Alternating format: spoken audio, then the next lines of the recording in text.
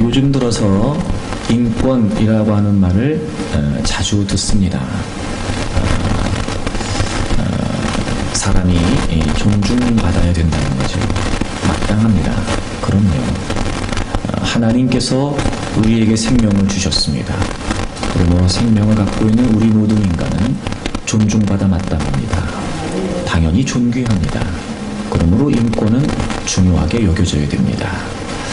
여러분 혹시 그런 말 들어보셨습니까? 펫권. PET, 펫권. 애완동물들에게도 권리가 있다는 거예요. 요즘은 이제 애완동물이라고 말하지 않고 반려동물이라고 말하더라고요. 그만큼 이제 우리 인간의 삶 속에 그런 애완동물들이 차지하는 비중이 이제 커지게 된 거예요. 그래서 펫권이란 표현 쓰더라고요. 그래서 이제 그런 애완동물들도 존중받아야 된다. 이렇게 이제 되는 것 같아요. 요 근래 이렇게 선전하는 거 보니까 그 애완동물들을 위한 홍삼 영양제도 나오더라고요. 네.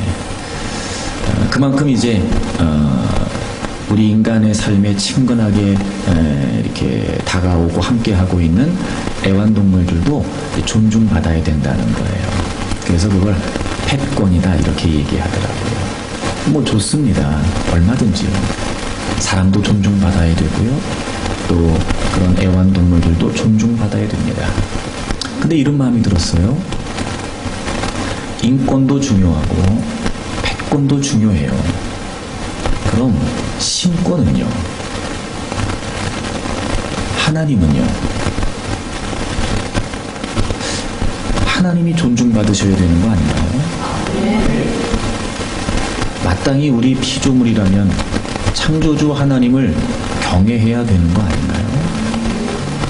인권, 펫권은 얘기하는데 신권은 얘기하지 않아요. 그만큼 우리에게 있어 하나님의 존재감을 잃어버리고 있는 건 아닐까. 그만큼 우리에게 있어 하나님은 존중되지 않는 건 아닐까. 씁쓸한 마음이 들었습니다. 여러분은 어떠십니까? 여러분에게 있어 하나님은 정말 존중받고 계십니까? 물론 우리가 존중해야 하나님이 존귀한 분이 되시는 건 아닙니다. 그분은 이미 존귀한 분이시고 최고의 가치를 갖고 계시는 분이시지요. 그 어떤 것과도 비교할 수 없는. 그럼에도 우리가 그 창조주 되신 하나님을 안다면 마땅히 우리는 그분을 경외하고 존중해야 된단 말이에요. 신명기는 모세가 출애굽의 2세대들에게 그들이 가나안 땅을 앞으로 정복하고 난 후에 어떻게 살아야 되는지에 관해 설명하고 있는 글입니다. 특별히 이제 모세의 사역은, 모세의 생애는 이 신명기를 끝으로 마감을 하게 되기 때문에 신명기를 통해서 지금 이스라엘 백성들에게 이야기하고 있는 이 모든 이야기들은 이제 모세가 마지막이라고 하는 심정을 담아서 출애굽의 2세대들에게 전하게 됩니다. 그만큼 진중하고 그만큼 진지한 어조라는 거지요. 특별히 오늘 우리가 함께 읽은 본문의 내용은 그들이 어떤 한 절기를 지켜야 되는 이야기를 기록하고 있습니다. 이스라엘 백성들은 1년에 기본적으로 3가지의 절기를 반드시 지켜야 했습니다. 무교절과 칠칠절과 초막절이었습니다. 특별히 오늘 본문에는 그 중에도 7년마다 돌아오는 10절 끝에 보시면 면제년의 초막절 이렇게 되어 있어요. 이 말은 안식년을 말합니다. 면제년은 안식년을 말해요. 7년마다 한 번씩 돌아오는 안식일에 그 안식년에 맞이하게 되는 초막절을 이렇게 지켜라 라고 이스라엘 백성들에게 지금 이야기하고 있습니다.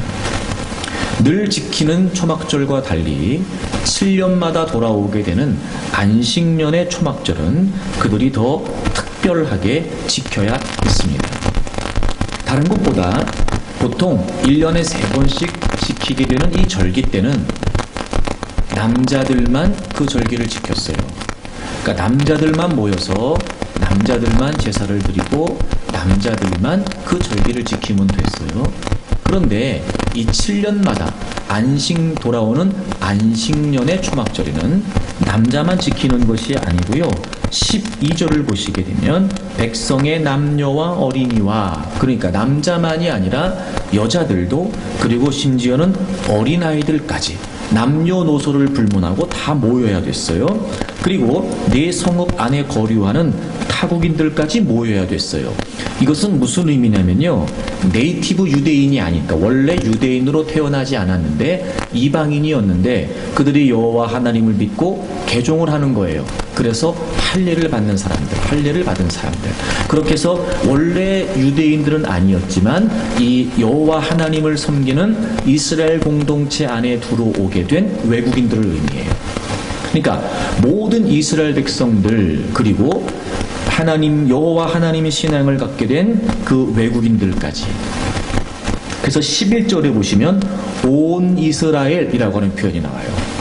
이 7년마다 돌아오게 되는 안식년의 초막절은 굉장히 특별했습니다. 늘 그렇게 보냈던 절기처럼 남자들만 모이는 것이 아니었고요, 남녀노소, 심지어는 타국인들까지, 말 그대로 모든 이스라엘이, 여호와 하나님의 신앙을 갖고 있는 온 이스라엘이 다 모여서 그 절기를 지켜야 됐던 거예요. 그러니까 이 절기는 굉장히 특별한 절기였고요, 이렇게 다 모든 이스라엘 백성들이 모여야 된다라고 하는 걸 보면 이제 그만큼 중요한 의미를 담고 있는 거예요. 그래서 그들은 지금 이 7년마다 돌아오는 안식년의 초막절에 모두가 다 그렇게 모이게 됐던 겁니다. 그만큼 특별했고 그만큼 중요했다는 거예요. 그러니까 모였다라고 하는 것보다 이 특별한 절기에 중요한 의미를 갖고 모인다는 게 더 중요했겠지요. 다시 말해, 이렇게 특별한 절기에 이렇게 모두가 다 모여서 뭘 하는 거냔 말이에요. 그러니까 특별한 거죠. 그러니까 중요한 거예요. 그러니까 모이긴 모였어요. 그럼 이렇게 다 같이 모여서 도대체 뭘 하면서 그 절기를 특별하게 보내고 그날의 의미를 중요하게 되새겼냔 말이죠. 아주 중요한 모임이라는 걸 우리가 짐작할 수 있고 아주 특별한 모임이었다는 걸 우리가 알 수 있어요. 그럼 여러분, 이들이 모여서 과연 그때 뭘 했던 걸까요? 뭘 해야 했던 걸까요? 우리가 오늘도 모였습니다. 왜 모인 걸까요, 우리가? 여러분, 오늘 왜 모이셨나요? 오늘도 우리가 모였습니다. 주님의 이름으로 모인 우리의 모임 가운데 도대체 우리의 목적은 무엇인 걸까요? 이 모임을 통해 우리는 과연 뭘 이루어가야 되는 걸까요? 그냥 내가 오늘 이 모임에 참여했다, 이거면 되는 걸까요? 아니요, 그렇지 않아요. 이런 모였다면 이유가 있겠죠? 아니, 더 정확히 표현하면 모였다면 이유가 있어야 되겠죠.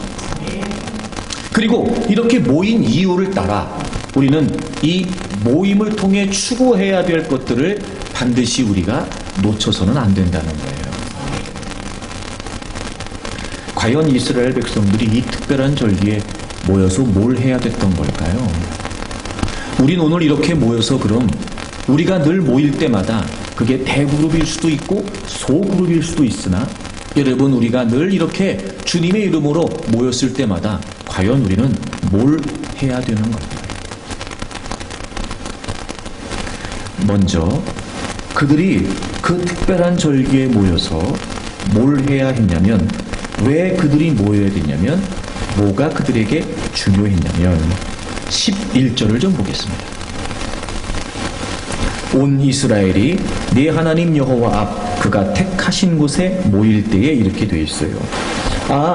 그렇게 온 이스라엘 백성들이 다 모여야 됐어요. 근데 여러분, 아무 데서나 모이는 게 아니었어요.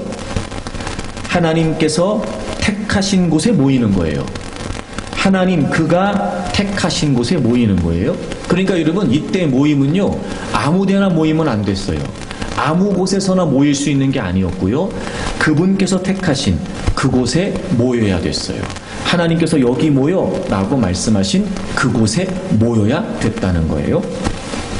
여러분 하나님께서 택하신 그곳에 모인다는 게 과연 어떤 의미였을까요? 자, 신명기 12장을 찾아보겠습니다. 1절부터 보시게 되면 그 뒤에 나오는 내용이 얼마나 중요한 내용인지를 우리가 알 수 있어요. 네 조상의 하나님 여호와께서 내게 주셔서 차지하게 하신 땅에서 가나안 땅을 말하죠. 물론 지금 아직 신명기니까 가나안 땅을 정복하기 전이에요.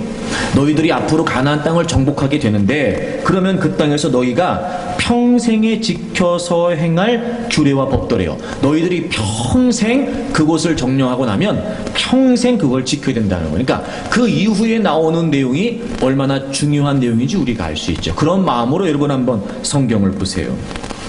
2절, 3절에 보면 이미 그 가나안 땅에 있었던 원래 있었던 그 본토의 민족들, 이방 족속들이 곳곳에서 우상을 섬기기 위해 신당을 짓고 신상을 세워놨던 모습을 기록하고 있어요. 2절을 보시면 너희가 쫓아낼 민족들이 그들의 신들을 섬기는 곳, 높은 산, 작은 산, 푸른 나무 아래든지를 막론하고, 그러니까 우상 숭배를 하는 이스라엘 족속들, 가나안 족속들이요 곳곳에 우상 숭배를 하기 위한 장소와 그 다음에 그 어떤 형상들을 세워놓고 있었던 거예요. 근데 하나님께서 그 모든 것을 너희가 마땅히 파멸하래요. 제단을 헐고 주상을 깨뜨리고 불사르고. 그래서 여러분 3절 뒷부분에 보시면 그 이름을 그곳에서 멸하래요. 여러분 우상 숭배했던 그곳은 바로 그 우상의 이름이 있는 곳이었어요. 그래서 하나님께서는 그 우상 숭배와 관련된 모든 흔적들을 싹 다 파멸하라고 말씀하시면서 그곳에서 그 이름을 다 제해버리라는 거예요. 그 우상의 이름조차 기억되지 않도록, 즉 그 우상이 생각되거나 그 우상들의 흔적들을 통해 그 우상들이 떠오르거나 그 모든 것들을 다 흔적조차 남지 않도록, 기억조차 하지 못하도록 다 없애버리라는 거예요. 그리고 4절에 보시면 너희 하나님 여호와께는 너희가 그처럼 행하지 말래요. 즉 이 가나안 족속들이 우상을 숭배했던 것처럼 그렇게 너희들은 하지 말라는 거예요. 그리고 하나님이 이렇게 말씀하세요. 우리 5절을 다 같이 읽겠습니다. 5절을 같이 읽어요. 시작. 오직 너희의 하나님 여호와께서 자기의 이름을 두시려고 너희 모든 지파 중에서 택하신 곳인 그 계실 곳으로 찾아 나아가서. 아멘. 여러분 가나안 족속들이 우상 숭배할 때는요 자기들이 마음대로 자기들이 편한 대로 곳곳에 우상을 세워놓고 거기에 자신들의 신이 있다는 거였어요. 그렇게 우상 숭배를 했어요. 근데 하나님이 그렇게 하지 말라는 거예요. 그곳, 그 이름이 있는 그곳을 다 파멸하래요. 그리고 하나님은 이렇게 말씀하세요. 하나님이 택하신 곳, 근데 그곳이 어떤 곳이에요? 자기의 이름을 두신다는 거예요. 여러분 아까 그 우상의 이름들, 그 잔재들 기억되지 않도록, 그 존재가 기억되지 않도록, 여러분 그 이름이라고 하는 건 바로 그 존재를 의미해요. 여러분 하나님께서 택하신 그곳은 자신의 이름을 두신 곳이었어요. 자신의 이름을 그곳에 두시기 위해, 즉 자신의 존재를 그곳에 두시기 위해, 즉 하나님이 그곳에 계시겠다는 거예요. 그리고 내가 있는 그곳으로 너희들이 다 찾아 나오라는 거예요. 그곳은 그런 의미였어요. 그분이 택하신 그곳은 어떤 의미였어요? 그분이 계신 곳이었어요. 그분의 이름이 있는 곳, 그분의 존재가 있는 곳, 그분의 임재가 있는 곳. 그러니까 그곳은 그분이 계신 곳이었어요. 그곳의 의미는 바로 그분이 계신다는 거였어요. 여러분 그들이 지금 안식년의 초막절을 지킬 때 어디에 모이는 거였어요? 바로 하나님께서 자신의 이름을 두시려고 택하신 그곳.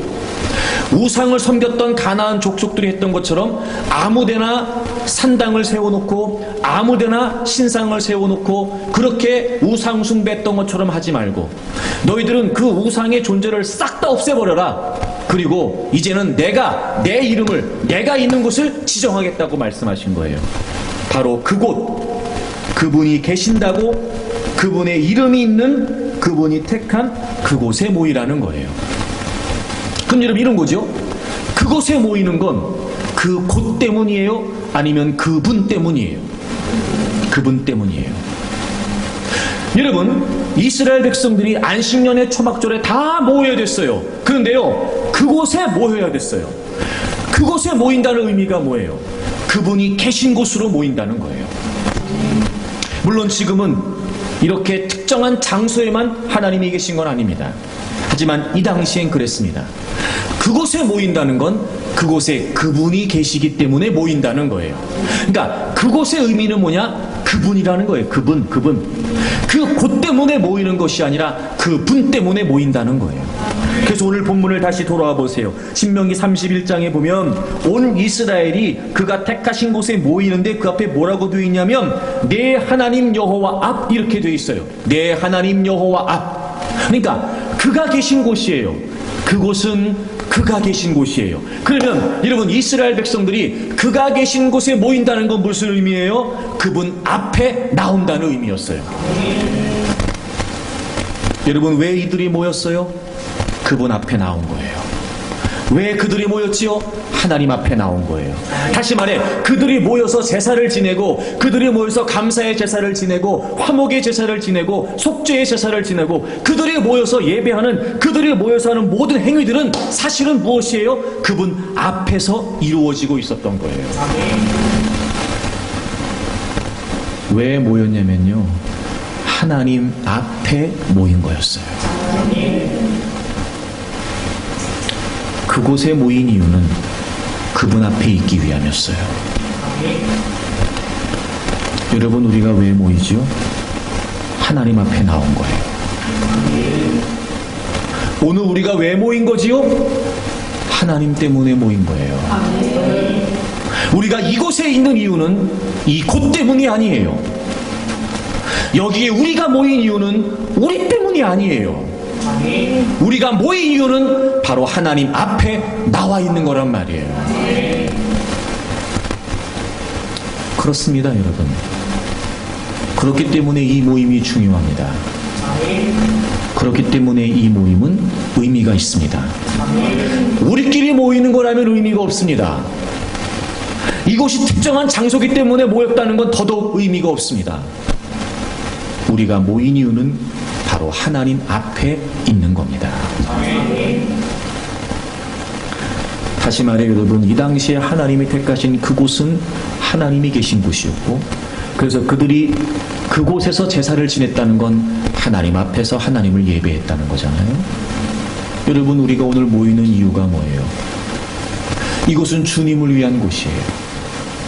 우리가 모인 이유는 우리 때문이 아니라 그분을 위해서예요. 우리가 오늘 그래요, 왜 모였죠? 예배 드리려고 모였죠. 그래요, 그 예배가 뭐예요? 하나님 앞에 하나님을 위해 있는 거예요.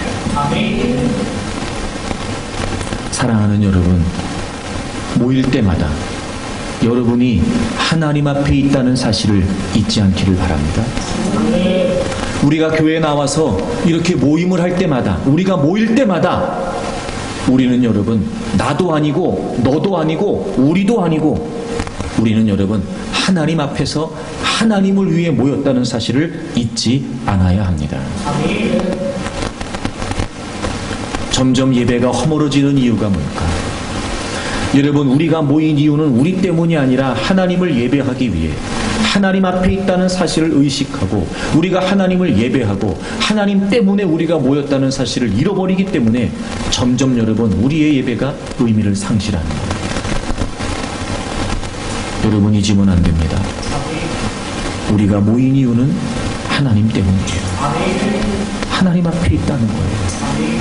그곳에 모인 이유는 그곳 때문이 아니라 그분 때문이었던 거죠. 우리가 오늘 여기에서 모인 이유는 이것 때문이 아니고 우리 때문이 아니고 하나님 때문에, 즉 우리가 지금 이렇게 모여 있다는 건 하나님 앞에 있다는 걸 의미한다는 거죠. 여러분, 그만큼 우리가 모여서 드리는 이 예배 현장에서 하나님이 의식되고 그리고 하나님이 인식되는 건 굉장히 중요합니다. 다시 말해 예배가 예배다워지려면 하나님 앞에 있다는 사실이 분명해야 됩니다. 근데 우리가 예배로 모이지만, 우리가 그리스도인으로 모이지만, 주님의 이름으로 모이지만 점점 이 모임의 의미를 잃어버리는 거예요. 그 왜 그런가 봤더니 하나님이 누구신지를 모르는 거예요. 하나님에 대한 인식이 없어요. 하나님에 대한 의식이 없어요. 그러니까 점점 예배가요, 하나님은 계시지 않아요. 사람만 존재합니다. 하나님을 위해 모였어요. 나를 위해 모인 게 아니고요. 하나님에 대한 의식이 없어지니까요, 예배가 점점 이제는 사람 중심의 예배로 흘러가게 되는 겁니다. 예배의 가장 중요한 목적은 하나님 앞에 있다는 건데요, 우린 하나님 앞에 있다는 의식조차 없어지니까 점점 예배에 있어서 하나님은 중요한 고려의 대상이 되지 않는 거예요. 이런 거죠. 우리가 예배를 드릴 때마다 우리 예배를 하나님이 어떻게 보실까? 여러분, 우리가 예배를 드릴 때마다 야, 내가 오늘도 예배를 드리고 있는데 하나님은 내 예배를 어떻게 보실까? 야, 내가 지금 하나님 앞에 맞게 지금 예배를 드리나? 지금 하나님이 원하시는 대로 내가 지금 예배를 드리는 건가? 과연 여러분, 우리가 얼마나 이런 의식을 하냐는 말이에요. 우리가 하나님 앞에 있다는 의식을 가지고 예배가 예배다워지는 건요, 사실 우리의 존재의 근원과도 관련이 있습니다. 여러분, 이사야 43장을 찾아보세요. 이사야 43장 21절 다 같이 읽습니다. 시작. 이 백성은 내가 나를 위하여 지었나니 나를 찬송하게 하려 함이니라. 아멘. 보세요. 하나님이 하나님의 백성들에게 말씀하세요. 이 백성은 하나님께서 하나님을 위해 지으셨대요. 그렇죠, 여러분. 여러분, 하나님이 우리를 지으신 이유가 뭐예요? 하나님을 위해서. 그럼 그 목적이 뭘까? 나를 찬송하게 하려 함이니라. 여러분, 하나님 우리를 지으신 목적이 뭐예요? 우리로 하여금 하나님을 예배하도록, 우리로 하여금 하나님을 영화롭게 하도록, 우리로 하여금 하나님을 찬양하도록 하나님이 우리를 지으셨다는 거예요. 여러분, 우리가 하나님 앞에서 하나님을 하나님으로 예배하는 건 우리의 존재의 근원과도 관련이 있단 말이에요. 내가 왜 존재하는지, 하나님이 왜 나를 창조하셨는지, 하나님께서 왜 나를 구원하셨는지, 내가 무엇을 하기 위해 이 땅에 존재하는지 여러분 분명히 알고 계십니까? 일하기 위해 사는 걸까? 배우기 위해 존재하는 걸까? 돈 벌기 위해서 우리가 사는 걸까? 자신을 개발하는 것이 목적일까? 감각적이고 육체적인 쾌락을 위해서 우리가 사는 걸까? 아니면 좀 더 고상한 정신적인 만족을 위해 우리가 존재하는 걸까? 보세요. 우리의 근원적인 존재의 목적은 모른 채 그냥 어떻게든 살려고 애쓰는 거예요. 우리가 존재하는 목적이 뭔지 아세요? 하나님을 예배하는 것. 여기에서 찬송이라고 하는 말은 우리가 일반적으로 쓰는 찬송이라는 그 말이 아니에요. 우리는 대개 경우 오로지 하나님을 찬양하는 찬양과 더불어 우리의 고백, 우리의 간구, 우리의 기도 이런 걸 담은 것도 다 찬송이라고 말해요. 근데 여기에서 찬송이라고 하는 단어는 온전히 하나님만을 위한 찬양을 말해요. 그러니까 하나님을 인정하고 하나님을 고백하고 하나님 그분께 영광과 경배를 올려드리는 찬양, 그 온전히 하나님만을 향한 찬양을 바로 찬송이라고 기록한 거예요. 하나님만을 위한 예배, 하나님만을 위한 찬양, 바로 그 하나님 앞에 있다는 의식을 갖고 우리가 하나님을 예배하는 것이, 하나님을 영화롭게 하는 것이 우리의 존재의 목적이라는 걸 우리가 알아야 된단 말이에요.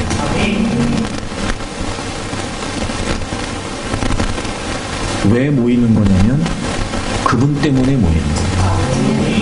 그분을 위해서 모이는 거예요. 우리가 모인 건 그분 앞에 있는 거란 말이에요. 근데 우리는 눈에 보이는 사람은 의식되지만 하나님은 눈에 보이지 않는다 하여 의식되지 않는 거예요. 그리고 하나님 앞에서라고 하는 의식도 없어요. 내가 하나님을 예배하기 위해 창조되었고 내가 하나님을 영화롭게 하기 위해 존재하고 있다라고 하는 우리의 분명한 존재의 목적도 모른 채 그냥 살기만 하는 거예요. 그렇지 않아요. 하나님이 우리를 만드신 목적은 우리로 하여금 하나님을 예배하도록 만드신 거예요. 그런 걸 보면 여러분, 우리는요 다 영적인 의미에서 기억 상실증에 걸려 있는지 몰라요. 창조, 존재, 게다가 구원. 여러분, 이 모든 맥락이 우리를 원래 지으신 하나님의 목적, 하나님을 예배하도록 지으셨다는 걸 우리가 망각하는 거예요. 여러분, 우리가 하나님의 형상대로 지어졌잖아요. 하나님이 우리를 하나님의 형상대로 만드셨어요. 그게 여러분 어떤 의미일까요? 다른 피조물들도 하나님이 다 만드셨어요.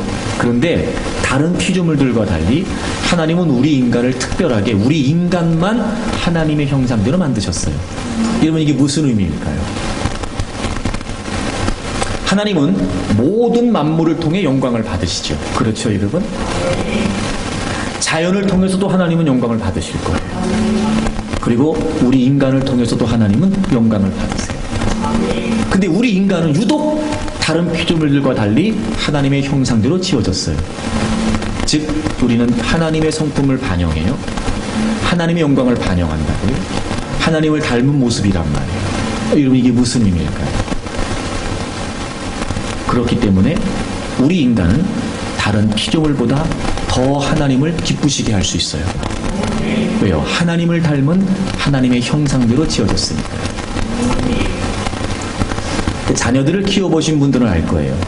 예를 들어 무슨 어린이집이나 또는 유치원에 이렇게 다니면서 아이들이 이렇게 발표회 같은 거 하잖아요. 그러면 여러분, 그 여러 아이들이 나와서 이렇게 막 율동도 하고 노래도 하고 막 이렇게 준비한 거 막 이렇게 한단 말이에요. 그러면 여러분, 애들이 하나같이 다 이뻐요, 여러분. 그렇죠? 원래 애들 때는 이뻐요. 우리가 지금 이렇게 됐지만 원래 애들 때는 다 이뻐요. 근데 희한한 건 여러분, 그 중에서도 내 아이는 더 이뻐 보여요. 희한한 게도 그 중에서도 내 아이가 하는 걸 보면 더 기뻐요. 왜 그래요? 그 놈이 날 닮아 나왔거든요. 그렇죠? 내 새끼잖아, 그 놈이. 그러니까 유독 그 놈이 날 닮았어요. 그러니까 거기서 하는 애들이 다 이쁘지. 그럼 여러분, 다 이뻐요. 그리고 그냥 애들이 막 그렇게 뭐 잘 하지는 못하지만 나와서 뭐 하는 것만 봐도 아이고, 그렇게 여러분 기분이 좋을 수가 없어. 근데 여러분, 그 아이들 다 기분 좋은 게 아니에요. 특별히 유독 내 아이가 하는 걸 보면 더 기분이 좋아요. 왜요? 그 놈이 날 닮았거든요. 여러분, 우리가 하나님의 형상대로 지어졌어요. 그 말은 하나님은 다른 피조물들보다 우리를 통해 더 기뻐하시기를 원하시는 거예요. 그러니까 다시 말하면 우리가 하나님을 의식하고 하나님 앞에 서 있다는 사실을 생각하고 우리가 모일 때마다 내가 정말 하나님을 기쁘시게 해야지, 내가 정말 하나님을 찬양해야지, 내가 온전히 하나님을 예배해야지, 이렇게 막 우리가 더 하나님을 하나님으로 인정하고 예배하면은요, 하나님은 그걸 더 기뻐하실 수 있단 말이에요. 그래서 우리가 하나님의 형상대로 지어졌어요. 그런데 죄를 짓고 타락하게 되죠. 즉 하나님을 인정하지 않게 돼요. 하나님을 마음에 두고 싶지 않아 했어요. 자신들이 하나님 되기를 원했죠. 그리고 하나님의 형상이 깨어져 버렸어요. 그 어떤 피조물보다 하나님을 더욱 닮은 존재로 지어진 우리였어요. 근데 이제는 하나님을 가장 닮지 않은 피조물이 우리의 죄와 타락 때문에 돼버렸어요.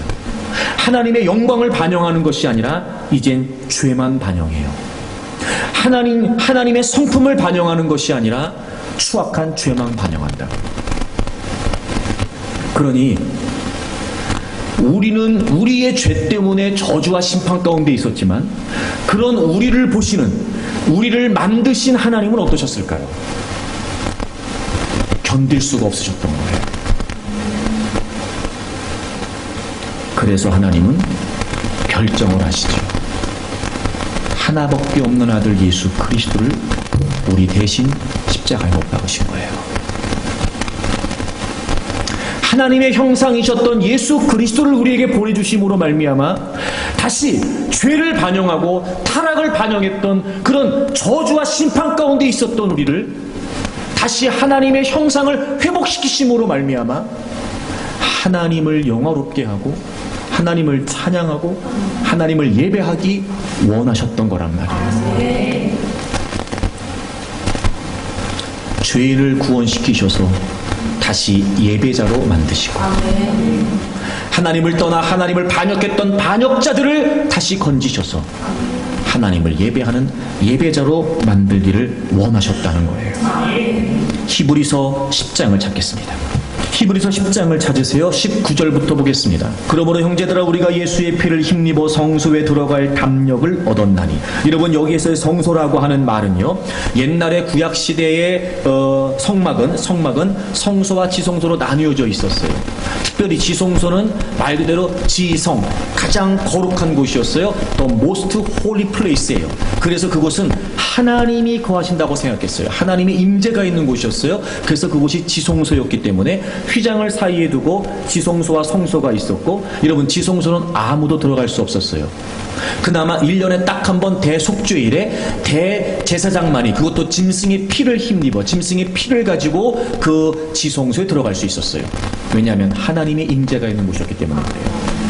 바로 여기서 성소가 그 지성소를 말해요. 하나님의 임재가 있었던.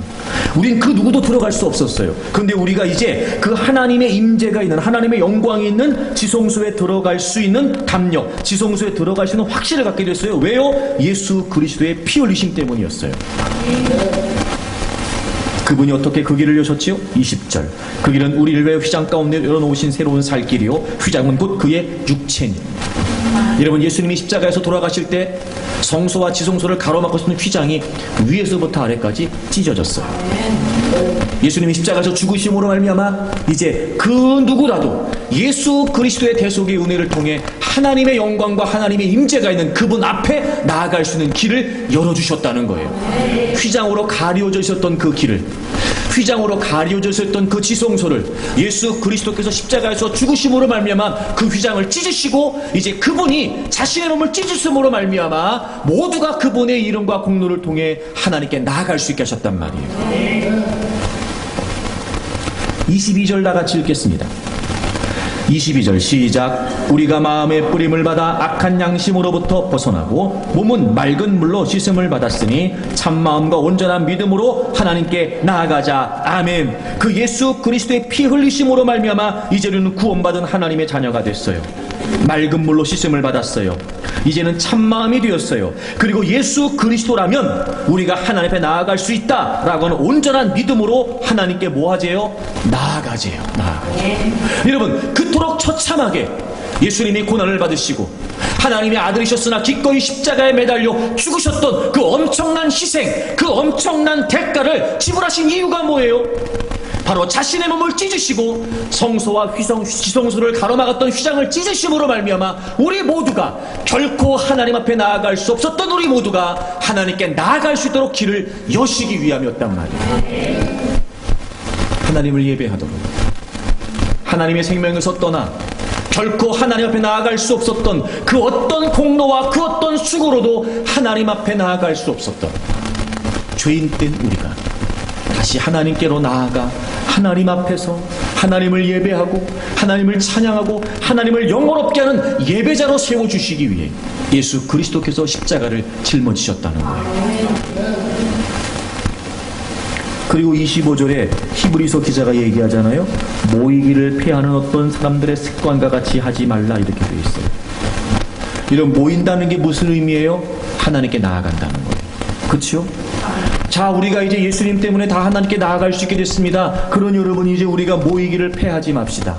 특히 여러분 이 히브리서는요, 유대교를 믿다가, 즉 유대인들이 유대교를 믿다가 그리스도교로 개종한 사람들을 위한 책이에요. 그들이 주 대상이에요. 그러니까 유대인으로 유대교를 믿다가 그리스도교로 개종을 하게 되면요, 이 당시에는 기본적으로 회당에서 다 출교를 당했어요. 그러니까 예수님을 믿는다는 그 자체가 이 당시엔 핍박이었어요. 기본적으로 사회생활이 안 됐어요. 모든 관계가 다 끊어져야 됐어요. 그러니 얼마나 힘들겠냔 말이에요. 그런 유대교 그리스도인들을 향해서 그런 끊임없는 핍박과 박해의 위험 속에 있었던 그들에게 그래도 너희들이 믿는 예수 그리스도가 최고이시고 그분이 구원의 이름이시다 라고 격려하기 위해 쓴 책이 바로 히브리서예요. 그게 이해가 되는 거예요. 모이기를 패하지 말자는 거, 이런 거예요. 예수님을 알게 됐어요. 예수님을 믿게 됐어요. 근데 점점 생활이 핍박이고 어려워요. 야, 이거 내가 잘못 믿었네. 이거 다시 옛날 유대교로 돌아가자. 얼마든지 그렇게 할 수 있잖아요. 얼마든지.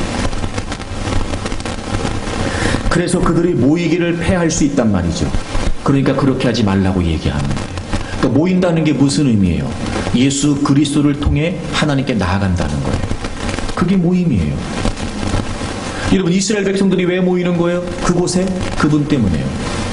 하나님 앞에 있는 거예요. 그게 모임이에요. 우리가 왜 모이는 거예요? 지금 왜 모였지요? 하나님 앞에요. 하나님께 나온 거예요. 지금 우리가. 여러분, 그러니 여러분, 우리가 모일 때마다 가장 중요한 건 내가 지금 하나님 앞에 있습니다. 내가 지금 하나님을 예배하기 위해 있습니다 라고 하는 거란 말이에요.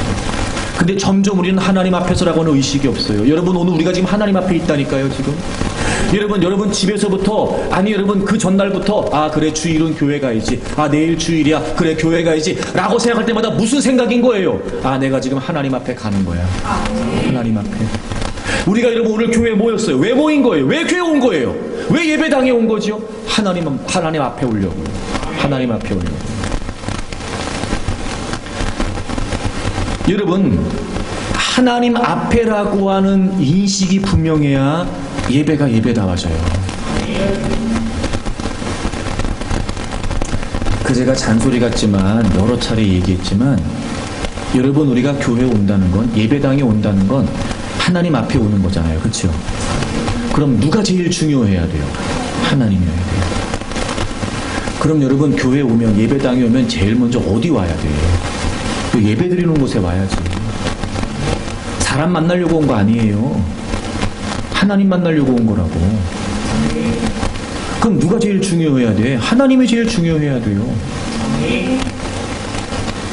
그러니까 내가 여러분 예배 시간에 와가지고 밖에서 여러분 떠들지 말고 다 여기 들어오라는 거야.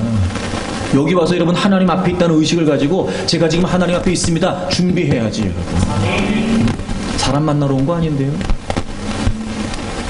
솔직히 말해 여러분, 우리가 교회 와서 머무는 시간에 예배드리는 시간이 얼마나 돼요?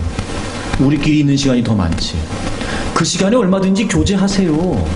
밥 먹으면서 얘기해도 되고, 밥 먹거나 차 마시면서 얘기해도 되잖아.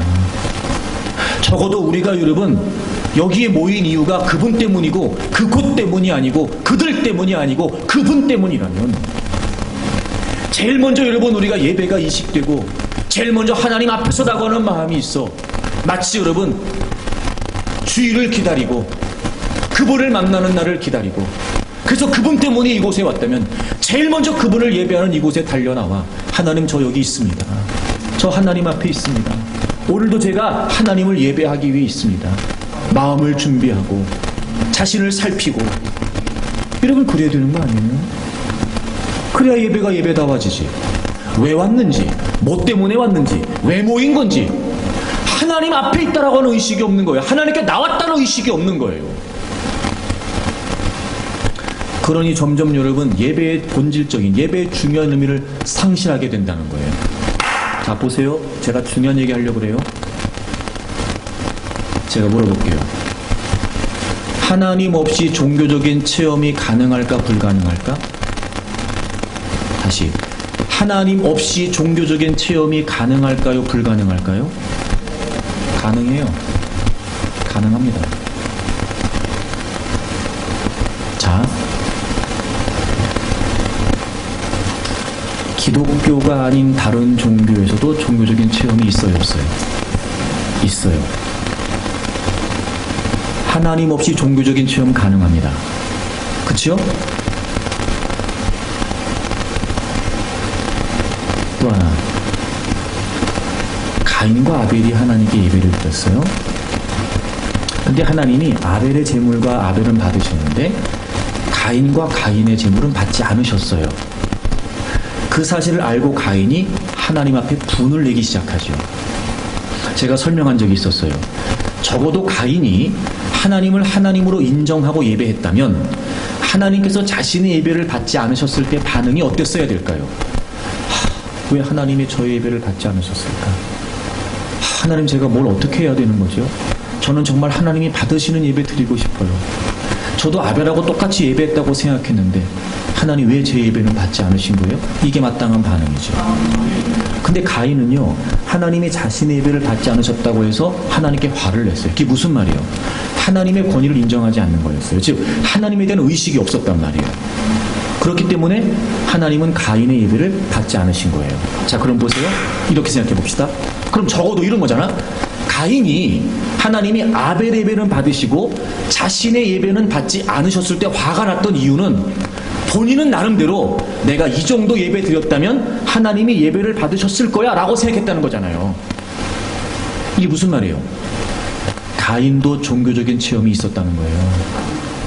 그렇죠? 그런 게 없이 어떻게 가인이 하나님이 내 예배를 받으셨을 거라고 예상했겠냐고요. 우리식으로 표현하면 뭔가 찌릿찌릿한 거가 있었던 거지. 우리끼리 얘기하면 뭔가 눈물이 있었는지도 모르지. 우리끼리 얘기하면 어떤 느낌이 확 왔는지도 몰라요. 그러니까 하나님이 이 정도면 내 예배를 받았을 거야. 근데 하나님이 가인의 예배를 받지 않으셨다는 거예요. 그러니까 화난 거예요. 그럼 적어도 그런 생각을 했다는 건 가인은 자신의 예배를 하나님이 받으셨다고 예상했다는 거잖아요. 그게 무슨 말이에요? 가인도 종교적인 체험이 있었다는 거예요. 그죠?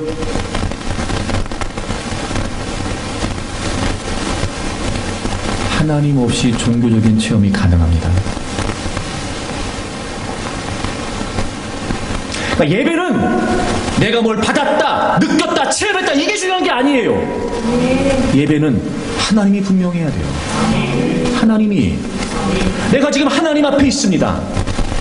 지금 하나님 앞에 내가 있습니다. 하나님께 나왔습니다. 라고 하는 하나님에 대한 의식이 분명해야 된다고요.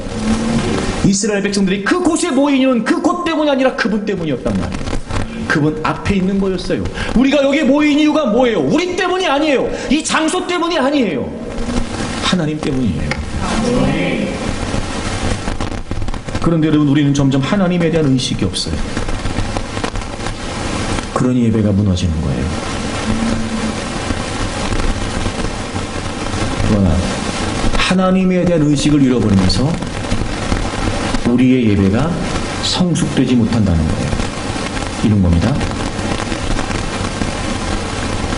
감사에 머무르는 예배. 자, 보세요.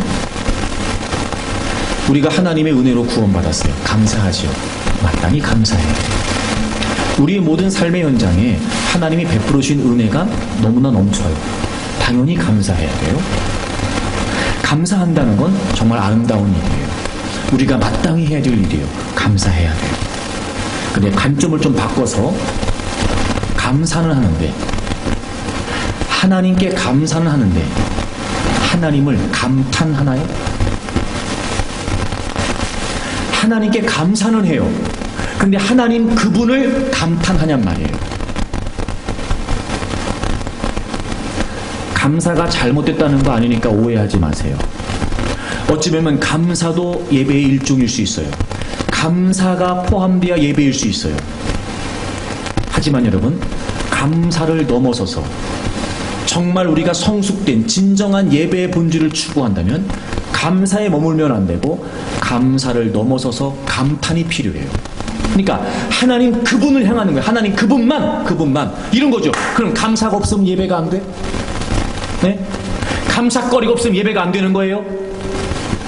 그거 아니잖아요. 예배는 그분 때문에 모이는 거예요. 그분 때문에. 그분으로 인해 모이는 거예요. 그러니 여러분, 우리가 추구해야 될 예배는 감사가 필요하지만 감사에 머무르면 안 되고 감사를 넘어선 감탄이 있어야 된단 말이에요. 이 감탄이 무슨 말인가 봤더니 놀라운 대상을 보고 고양된, 그러니까 그 대상을 보고 엄청나게 놀라운 그 위대한 대상을 보고 그 대상 때문에 고양된, 일어나게 된 즐거움을 느끼면서 존경하게 된다는 거예요. 이게 감탄이더라고요. 그러니까 이런 거예요. 어찌 보면 감사는 여전히도 자기중심적인 예배예요. 하지만 감탄은 뭐예요? 그것과 상관없이 하나님 그분의 존재, 그분의 실존, 그분의 성품, 하나님 그분이 어떤 분이신지를 보고 알고 깨닫게 될 때마다 그분으로 인해 우리에게 주어지는 감격과 그분을 향한 존경심을 담아 감탄하게 되는 거예요. 그렇다면 오늘날 우리 그리스도인들 중에 하나님에 대해 감탄하는 사람들은 거의 없는지도 몰라요.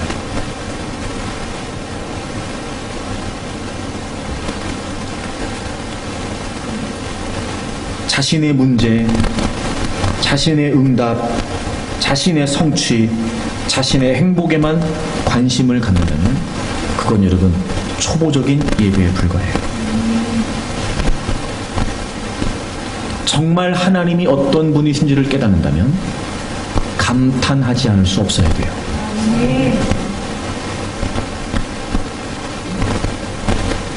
모처럼 이렇게 여행을 가서 늘 이렇게 도시 속에서 우리 같은 경우는 살다가 예를 들어 여러분 대자연을 맞이하게 되고 바라보게 되고 뭐 사실은 여러분 그냥 바다만 그냥 시원하게 봐도 여러분 와 이렇게 감탄이 되잖아요.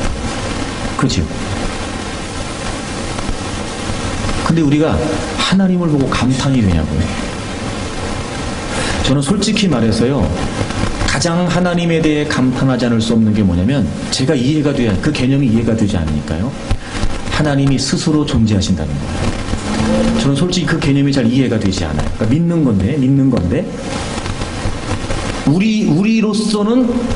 우리로서는 가늠되지 않는 개념이에요. 스스로 존재한다는 게. 그렇죠, 여러분? 우린 스스로 존재할 수가 없단 말이에요. 우리는요. 근데 하나님은 어떤 분이세요? 스스로 존재하신대요. 그러니까 도무지 우리하고는 차원이 다른 그분이기 때문에 그분이 스스로 존재하신다라고 하는 인식만 있어도요, 와 하고 놀라지 않을 수가 없는 거예요. 아니 스스로 존재하신다니, 스스로. 그러니까 어떤 조건이나 어떤 원인에 의해 그분이 존재하시는 분이 아니고요, 본인 스스로가 본인의 존재 이유가 되신다는 거예요. 야, 여러분 기가 막히지 않습니까? 그리고 그분이 가장 최고의 가치이시네요. 그분이. 여러분은 뭐가 가장 최고라고 생각하십니까? 우리가 최고라고 생각하는 그것과는요, 비교도 안 돼요. 그리고 그분은 영광스러우시대요. 이 영광이라고 하는 개념 사실 우리는 이해가 되지 않죠, 여러분.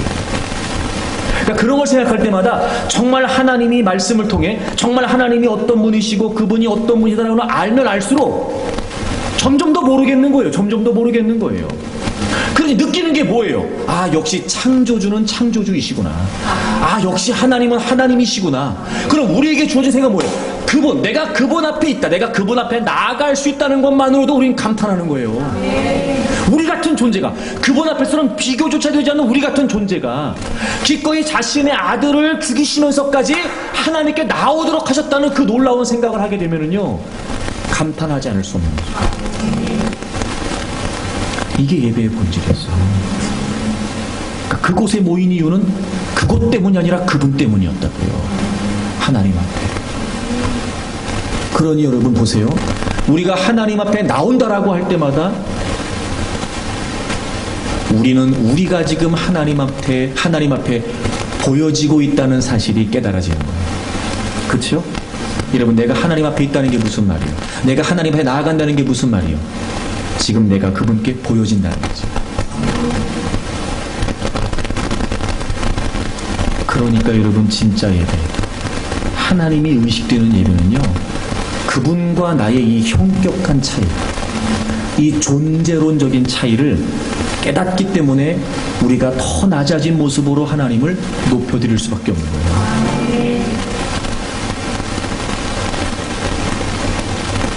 우리가 지금 이걸 다 잃어버리고 있는 거예요. 우린 여러분 말로는 주님의 이름으로 모였다 그러고 말로는 하나님이 계신 곳에 모였다고 말하지만, 물론 어디나 하나님은 계시지만, 하나님이 계신 곳에 예배하기 위해 모였다고 말하지만, 우린 하나님 그분 앞에 있다는 의식이 없는 거예요. 여전히도 나만 있는 거예요. 그게 아니에요, 여러분.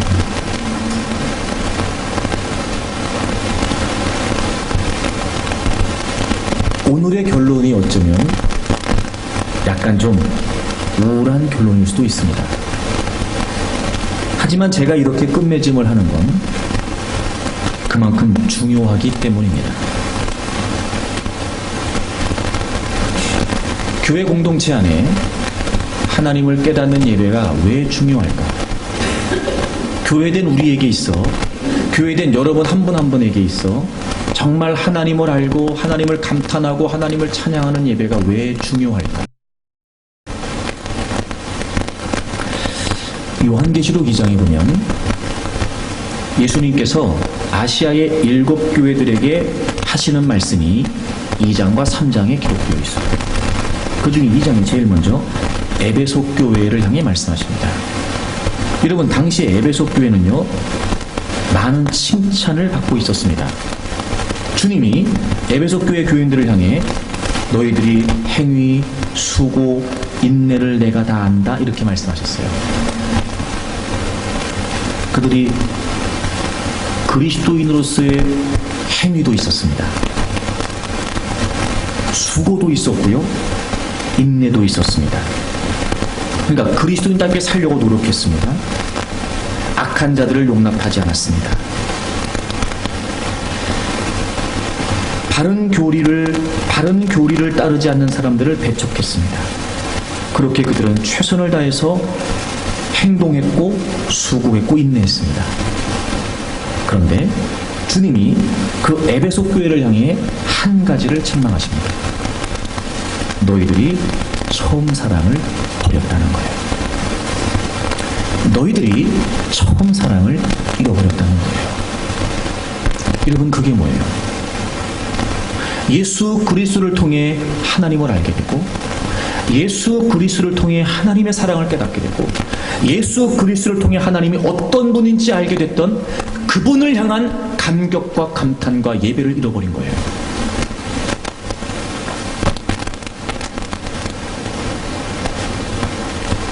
그리고 주님이 이렇게 말씀하십니다. 회개하라고 말씀하시고, 만일 그렇게 하지 않으면 촛대를 옮긴다고 하세요. 그리고 실제로 기록에 보게 되면 이 주님의 책망의 말씀이 기록된 이후에 약 100여 년 동안 에베소에는 교회가 단 하나도 없었다고 합니다. 실제로 하나님이 촛대를 옮기신 거죠.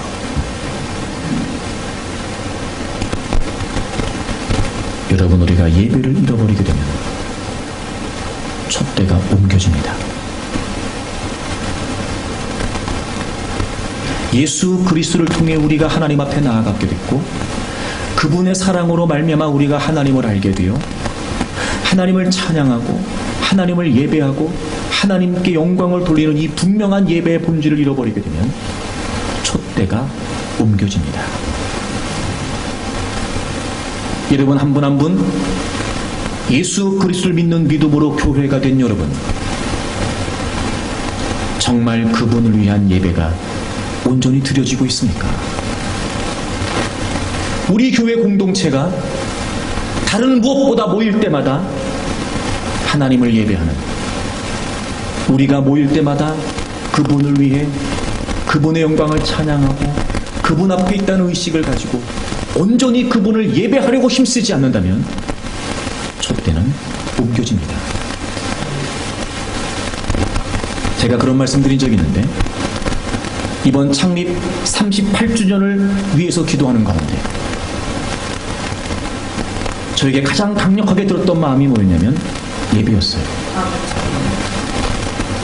왜 예배 시작 전에 예배팀이 같이 무릎을 꿇고 기도하는지 아십니까? 왜 제가 다른 때보다 달리 예배에 대해 더 많은 잔소리를 여러분에게 하는지 아십니까? 예배가 가장 큰 관건입니다. 교회는 예배가 예배다워져야 됩니다. 교회된 여러분들은 예배를 온전히 드리기 위해 힘써야 됩니다. 교회된 우리가 모인 이 공동체는 그분을 위해 모인 모임이기 때문에 그분을 예배하는 예배가 본질적으로 회복돼야 됩니다. 나를 위해 모이는 거 아닙니다. 우리를 위해 모이는 거 아닙니다. 우리끼리 모이는 거 아닙니다. 하나님 없이 얼마든지 체험은 가능하다니까요. 그러니 여러분, 우리는 이제부터 살펴야 됩니다. 회개해야 됩니다. 돌이켜야 됩니다. 하나님 없이 예배한 거 아닐까? 우린 모일 때마다 정말 하나님을 위해 예배했는가? 하나님이 의식되는 예배를 드리고 있는가? 하나님 때문에 모이는가? 하나님 때문에 예배하는가? 만약에 그렇지 않다면 어쩌면 여러분 촛대가 옮겨졌는지도 모르죠.